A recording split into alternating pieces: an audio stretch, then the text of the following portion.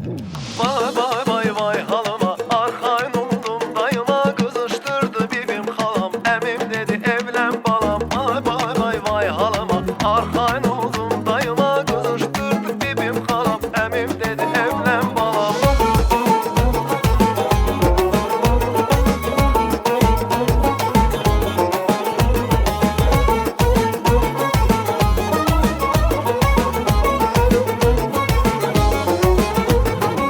Pişman oldum demeye birce dəfə evlənirəm, daha bəsdir bu sumaylığına gəzib əylənirəm.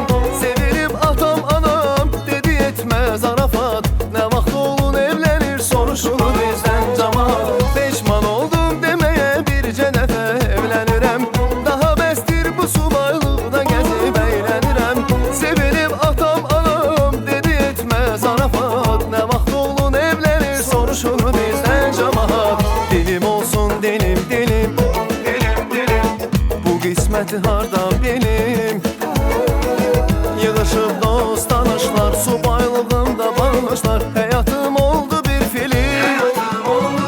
Vay vay vay vay halıma, arxayın oldum dayıma, qızışdırdı bibim halam, əmim dedi evlen balam. Vay vay vay vay halıma, arxayın oldum dayıma, qızışdırdı bibim halam, əmim dedi evlen balam.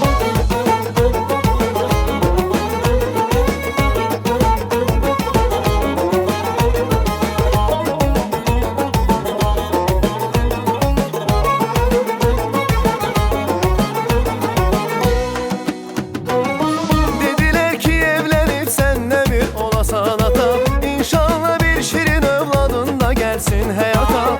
Ömrünü sen kurasan arzuna çata çata, bu sözleri söyle